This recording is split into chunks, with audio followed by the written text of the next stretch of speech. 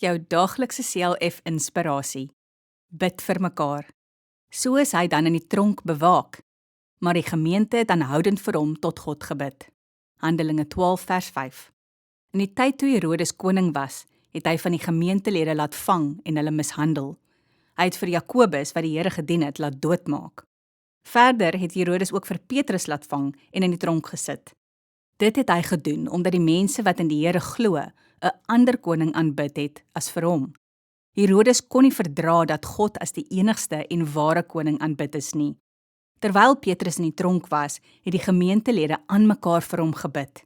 Die Here het geweet dat Petrus onregverdig en ter wille van hom in die tronk gegooi is, en het hom daardeur gehelp. Ons moet ook vir mekaar bid wanneer iemand in die nood is. God sien en weet van alles, en hy sal die gebede van sy kinders verhoor. Ons het 'n regverdige God, wat baie lief is vir ons. Kom ons bid saam. Here, ek bid vir hulle wat onregverdig en ter wille van U ly. Amen.